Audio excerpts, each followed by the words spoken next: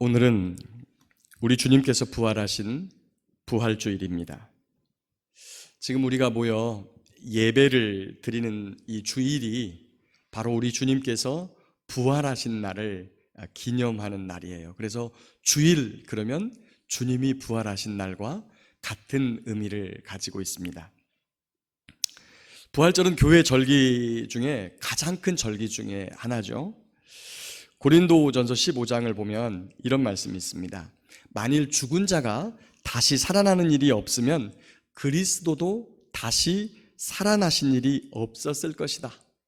그리스도께서 다시 살아나신 일이 없으면 너희의 믿음, 우리의 믿음이 헛것이고 너희가 여전히 죄 가운데 있을 것이며 그리스도 안에서 잠자는 자도 망하였으리니 만일 그리스도 안에서 바라는 것이 이 세상의 삶뿐이면 모든 사람 가운데서 우리는 더욱 불쌍한 자일 것이다. 우리 주님께서 부활하셨습니다. 할렐루야. 저와 여러분은 부활하신 주님을 만나지 못했어요. 사실은 제자들은 다 만났죠. 500여 형제가 동시에 부활하신 예수님을 만났어요. 근데 저와 여러분들은 실제로 그 주님을 만나진 못했어요. 근데 말씀을 통해서, 성경을 통해서 그 주님을 만났고 그 주님을 믿습니다.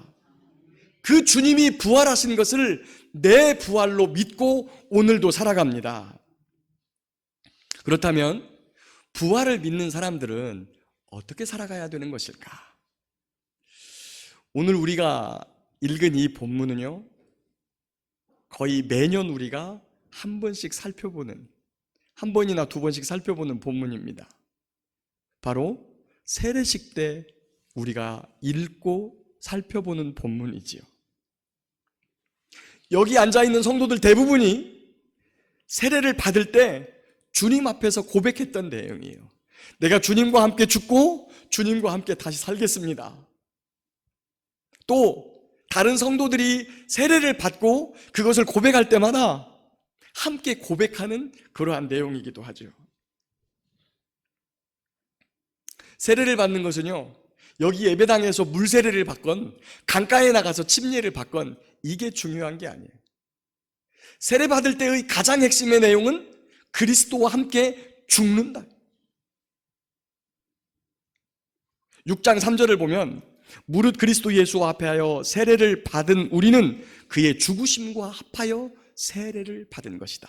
4절에도 그러므로 우리가 그의 죽으심과 합하여 세례를 받음으로 그와 함께 장사되었다. 5절에도 우리가 그의 죽으심과 같은 모양으로 연합한 자가 되었고 6절에도 우리의 옛사람이 예수와 함께 십자가에 못 박혀 죄의 몸이 죽었고 8절에도 우리가 그리스도와 함께 죽었다는 것입니다. 이처럼 그리스도인의 삶, 성도의 삶은 그리스도 예수님과 함께 죽는 것입니다. 왜냐하면 죽어야 다시 살 수 있기 때문입니다. 6장 5절 말씀을 한번 같이 읽어볼까요? 6장 5절 말씀 앞에 화면을 보시고 시작. 만일 우리가 그의 죽으심과 같은 모양으로 연합한 자가 되었으면 또한 그의 부활과 같은 모양으로 연합한 자도 되리라. 아멘. 근데 이 말씀을 반대로 한번 생각해 봅시다. 반대로 생각하면 어떤 거죠? 만일 우리가 그의 죽으심과 같은 모양으로 연합한 자가 되지 못하면 그의 부활과 같은 모양으로 연합한 자도 되지 못한다입니다. 부활은 죽었다가 다시 살아나는 것이기 때문입니다. 죽지 않으면 다시 살아날 수 없는 것입니다. 물론 마지막 사람들이 마지막 때에 전부 다 부활해요. 근데 그 중에 어떤 일이 벌어지냐면 살아있는 자는 죽은 자와 분리돼요. 그리스도 예수님과 함께 십자가에서 자기 죄를 죽이고 자신을 죽인 사람은 살아있는 사람이 될 것이고 예수님 안에서 죽지 않은 사람, 예수님을 믿지 않은 사람, 예수님의 십자가와 함께 죽지 않은 사람은 영원히 죽을 사람이 되어 지옥으로 떨어진다는 사실이에요. 우리는 예배 시간마다 그 사실을 오늘도 고백했어요. 거기로부터 살아있는 자와 죽은 자를 심판하러 오십니다. 그리스도 예수님과 함께 죽기를 각오한 성도, 아니 그리스도 예수님과 함께 이미 죽은 성도가 세례를 받고 그리스도인이 되는 거예요. 그리고 우리 자신을 살리기 위해서 우리 주님께서 십자가를 지고 죽었다는 그 사실을 너무나 생생하게 깨우치고 기억하시게 하시려고 우리 주님께서 무엇을 주셨냐? 받아 먹으라. 이것은 너희를 위하여 주는 이 떡은 너희를 위하여 주는 내 몸이다. 받아 마시라. 이것은 너희를 위하여 흘리는 내 피, 곧 언약의 피다. 바로 성찬입니다. 주님이 나를 위해 죽으셨다는 사실을 생생하게 깨닫고 주님의 살과 피를 먹고 다시 내가 부활할 사람으로 살겠다고 하는 각오를 새롭게 하는 것이 성만찬인 거예요.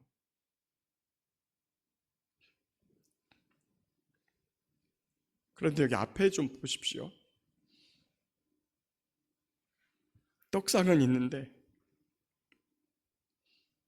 성만찬상은 있는데 이 위에 아무것도 없습니다.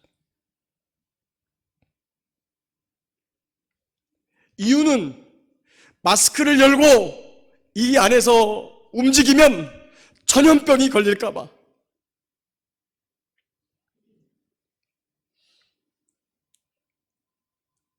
왜 하필 이때에 90이 넘은 우리 장로님이 살면서 단 한 번도 겪어보지 못한 그런 일들이 지금 이 세대에 우리 가운데 일어난 것입니까?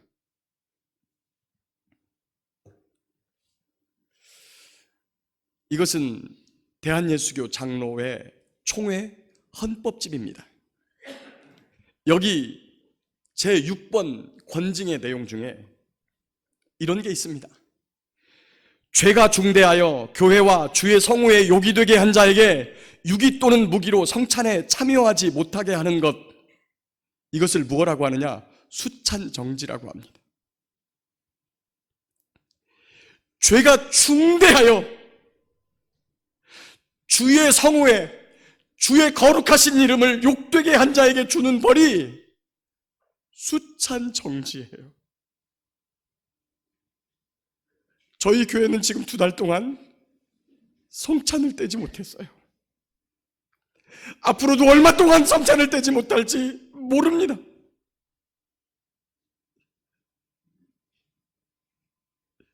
이것은 저의 죄 때문입니다. 장로님의 죄 때문입니다. 권사님의 죄 때문입니다. 집사님 죄 때문입니다. 우리 죄가 얼마나 중요한지 하나님께서 너희들 성찬 그만 떼! 너희들 성찬 그만 떼! 하고 수찬을 정지시킨 것입니다.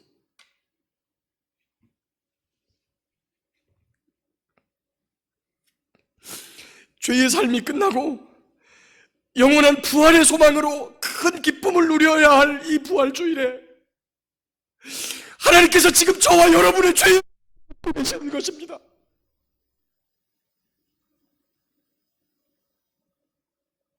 저와 여러분은 죄인이 되어서 성찬도 떼지 못하고 기쁨을 표현하지도 못하고 마치 죄인처럼 고개를 숙이고 예배를 드리고 있습니다.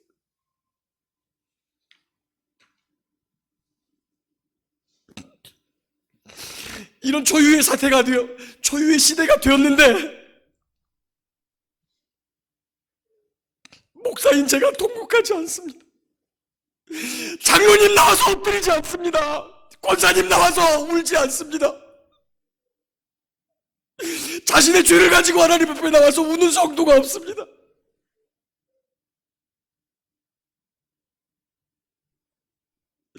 하나님을 모르는 사람이라면 그냥 모른다고 그렇지만 저와 여러분은 성경을 알고 하나님을 알고 예수님을 알지 않습니까?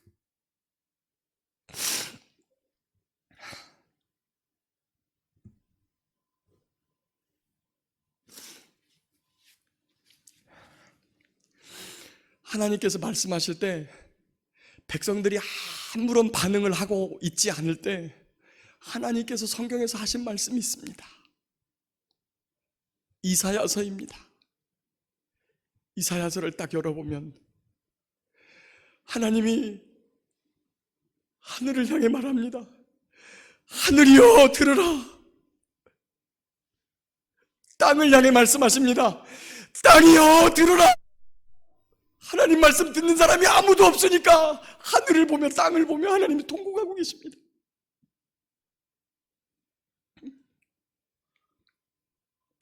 너희가 내 앞에 보이러 오니 이것을 누가 너희에게 요구하였느냐? 내 마당만 밟은 뿐이니라. 성애와 아울러 악을 행하는 것을 내가 견디지 못하겠노라. 내 마음이 절기를 싫어하나니 그것이 내게 무거운 짐이라. 너희가 손을 펼 때에 내가 내 눈을 너희에게서 가리고 너희가 많이 기도할지라도 내가 듣지 아니하리니 이는 너희의 손에 피가 가득함이라.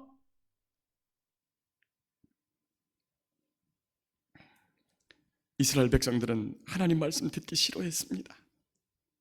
꾸짖는 말씀, 왜 저렇게 살기도 어려운데 맨날 꾸짖는 설교만 하나? 이사야 선지자 너나 똑바로 해!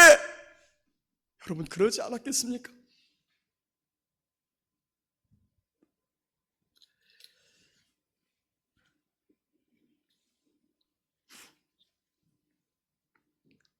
예배에 나와 죄를 고백하고 죄를 용서받으며 삶이 회복된다고 잘 압니다. 그런데 여러분, 우리가 그렇게 예배를 사모했습니까? 주일날 예배 안 드리니까, 예배 못 드리게 하니까 편안한 마음으로 집에서 쉬고 있는 성도들 많죠. 기도하면 하나님께서 정말 들어주신다고 믿습니까? 새벽 기도 안 하니까 편하죠.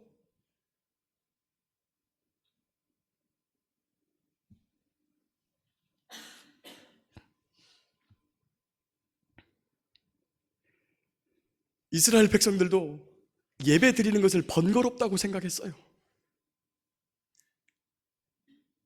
그러니 삶이 바뀌지 않습니다. 이웃을 사랑하지도 않고 원통한 마음 풀지도 않습니다.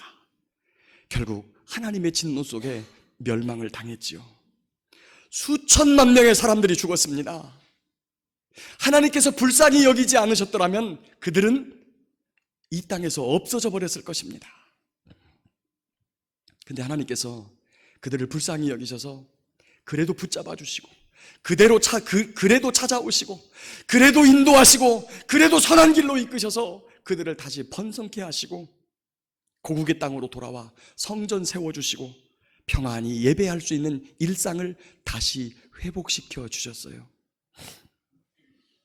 그런데 성전이 완공되고 나서 불과 100년쯤 지난 다음에 말라기 선지자가 또 이런 이야기를 하는 겁니다. 만군의 여호와가 이르노라 너희 중에 성전문을 닫을 자가 있었으면 좋겠도다. 내가 너희를 기뻐하지 아니하며 너희 손으로 드리는 것을 받지도 않겠다. 다시 말하면 멸망당할 죄악들이 또다시 반복되고 있었다는 것입니다. 그럼에도 불구하고 하나님께서는 하나님의 백성을 포기하지 않으십니다. 죄로 죽어가는 백성들을 구원하시기 위해 2000년 전 이 땅에 하나님의 독생하신 예수 그리스도를 보내주시고 그분을 죽을 우리를 대신하여 십자가에서 죽게 하심으로 우리 죄를 용서하시고 우리와 함께 하심을 알게 해 주셨습니다. 그분이 이 땅에서 일생 동안 살아가신 삶은 바로 저와 여러분들이 걸어가야 할 삶입니다. 하나님 나라를 소망하며 살아가는 것이 얼마나 복되고 기쁘고 행복한 것인지 그것을 우리에게 보여주시고 말씀해 주시고 가르쳐 주셨어요. 근데 3년 동안 이렇게 가르치시다가 어느 날부터 예수님께서 한 말씀을 하십니다. 내가 백성의 서기관과 장로들과 대제사장들에게 잡혀 죽임을 당하고 제3일에 살아나야 할 것이다. 제자들은 이 말씀이 무슨 뜻인지를 몰랐어요. 예수님 뜯어 말리다가 베드로 혼나기도 했어요. 그 다음부터는 예수님이 그 말씀에도 무서워하면서 무슨 말을 해야 될지 모르니까 묻지도 못했어요. 근데 그 말씀 끝에 예수님께서 한 말씀을 더 하세요.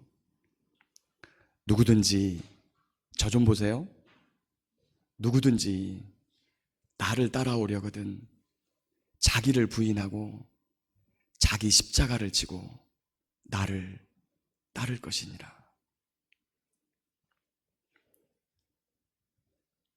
예수님을 따라 부활하고 예수님을 따라 영생을 살아가려면 예수님과 같이 자기를 부인하고 자기 십자가를 지고 예수님을 따라가야 된다는 거예요. 그 당시 제자들은 몰랐어요. 그래서 예수님이 죽자 굉장히 슬퍼하고 낙심하고 절망했었습니다.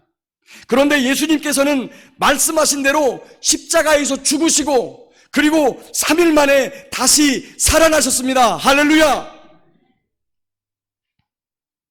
그리고 낙심에 빠진 제자들을 한 분씩 한 명씩 찾아가서 다시 일으켜 세워주십니다. 실망하고 낙심하고 좌절했던 제자들은 부활하신 예수님을 만나 본인도 자신도 부활하고 영생할 것이라는 소망을 갖게 되자 다시 일어나서 주님을 따라가게 되었습니다. 주님께서 말씀하신 자기를 부인하고 십자가를 지는 삶을 살게 되었지요. 그리고 지금은 어떻게 되었습니까? 육신의 삶을 끝내고 주님의 품에 안겨 영생하는 안식을 얻고 계시는 줄 믿습니다. 저와 여러분도 언젠가는 그날을 겪게 될 텐데, 그리고 그날을 겪게 될 텐데 그들과 함께 안식하다가 부활해야겠죠. 세례를 받고 그리스도인이 되었다는 것은 바로 예수님을 따라 예수님과 함께 죽고 예수님과 함께 다시 살기를 소망한다는 것입니다. 성찬을 떼는 것은 우리를 위해 죽으신 주님을 기억하고 그 주님과 함께 죽고 살기를, 그런 삶을 살기를 소망하는 거라는 거예요. 그런데 하나님께서 이렇게 빈 성찬상으로 우리로 하여금 부활의 소망을 가지고 부활의 날을 소망하는 삶을 살기를 그치라고 수찬을 정지하고 계시는 거예요. 하나님이 막고 계시는 거예요.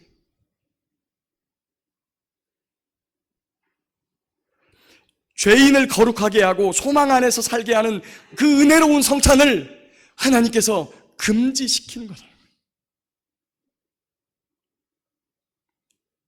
그 이유가 무엇일까요? 문재인 대통령 때문입니까? 경기도 도지사 때문이에요? 혹시 하나님께서 이사야와 말라기를 통하여 하신 그 말씀을 지금도 하고 싶은 것은 아닐까요? 너희 중에 성전문을 닫을 자가 있었으면 좋겠다. 성회와 아울러 악을 행하는 것을 내가 견디지 못하겠노라. 내 마음이 절기를 싫어하니 이는 너희의 손에 피가 가득함이라.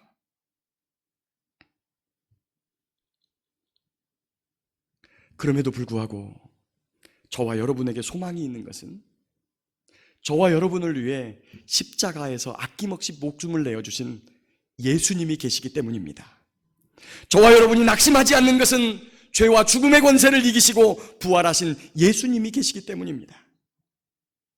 저와 여러분이 포기하지 않을 것은 그분을 따라가면, 그분을 따라 자기를 부인하고 자기 십자가를 지는 삶을 살면, 말씀을 듣고 죄와 악을 버리면, 원통한 마음을 풀고 보내주신 이웃을, 보내주신 성도를, 가족을 내 몸처럼 사랑하면 하나님의 은혜가, 부활의 소망이 회복될 것이기 때문입니다.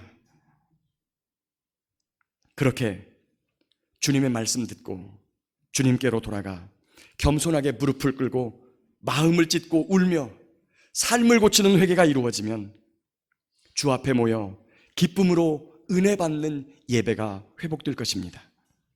십자가 대속의 은혜와 부활을 소망하는 이 성찬도 다시 이루어지게 될 것입니다. 동영상 하나를 보고 말씀을 정리해 보겠습니다. 동영상을 잠깐 시청하도록 하겠습니다.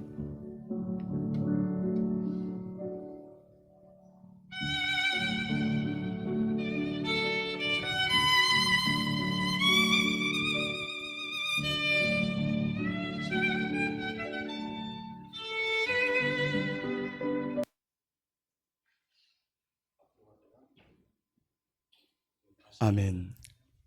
말씀을 맺겠습니다.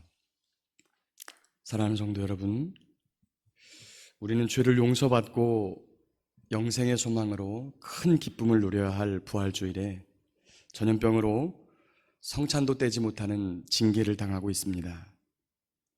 우리가 이 사실을 깨닫고 마음을 찢으며 하나님 앞에서 울고 겸손히 하나님께 은혜를 구한다면 놀라운 회복과 부활의 소망이 가득 찰 것입니다. 주여, 우리의 죄를 깨닫게 하시고 겸손하게 무릎을 꿇고 주님 앞에서 울게 하옵소서. 그리하여 부활의 소망을 회복하는 큰 기쁨의 날이 되게 하옵소서. 한 목소리로 하나님께 기도하며 나아가겠습니다. 다 같이 기도합니다. 참으로 고마우신 하나님, 감사합니다. 우리로 하여금 먼저 죄를 깨닫게 해주십시오. 아직 저 죄를 깨닫지 못하니 얼굴 뻣뻣이 들고 하나님 앞에 무릎 꿇지도 않고 하나님 앞에 울지도 않고 하나님 앞에 통곡하지도 않습니다. 죄라는 이야기만 나오면, 너 잘못했다는 이야기만 나오면 마음이 상하는 이유가 그것 때문일 것입니다. 주여, 우리의 죄를 깨닫게 하옵소서. 거짓과 위선됨을 깨닫게 하옵소서. 탐욕과 음란함을 깨닫게 하옵소서. 이기적이고 교만한 마음을 깨닫게 하옵소서. 원통을 풀지 않고 미워함을 깨닫게 하옵소서.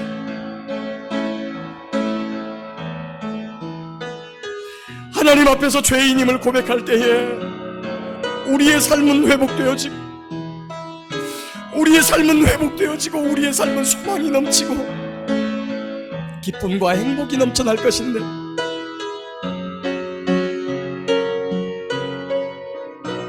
우리의 죄악된 모습 가운데 여전히 살아가고 하나님을 알지 못하며 여전히 이기적으로, 여전히 음란하며, 여전히 탐욕을 품고, 여전히 미움을 품고 살아가는 하나님과 상관없는, 그러면서도 은혜를 구하고, 그러면서도 성찬을 띠고, 그러면서 부활하겠다고, 그러면서 영생하겠다고 소망을 가지고 살아가는 가식적이고 헛된 믿음을 주님 이제는 버리게 하여 주옵소서. 진심으로 동의하며 하나님 앞에 무릎 꿇고 통곡하며 울고 십자가에 못 박혀 돌아가신, 나를 위해 물과 피를 아낌없이 흘리신 그 주님 앞에 엎드리게 하여 주옵소서. 이 나라의 민족을 불쌍히 여기시고 온 세상이 전염병으로 벌벌 떨고 있고 아무것도 하지 못하며 사랑이 식어져가고 있는 이때에 주님을 향한 믿음으로, 주님을 향한 부활의 소망으로 다시 일어나는 저희 모두가 되게 하여 주옵소서. 예수님이 갔던 그 십자가의 길, 예수님이 갔던 그 참음의 길, 예수님이 갔던 그 용서의 길, 예수님이 갔던 그 노음과 회복의 길을 다시 걷게 하여 주옵소서. 예수님의 이름으로 기도하옵나이다. 아멘. 고마우신 하나님, 감사합니다. 저희로 하여금 죄를 깨닫고 겸손한 마음으로 주 앞에 엎드려 울며 통곡하게 하시고 다시 한번 우리 주님의 부활의 소망으로 가득 차 행복하고 복된 삶을 살아갈 수 있도록 주께서 은혜를 더하여 주시옵소서. 하나님의 큰 사랑을 입는 지금 이 시대의 인류와 대한민국과 특별히 대덕교회 되기를 예수님의 이름으로 간절히 기도하옵나이다. 아멘.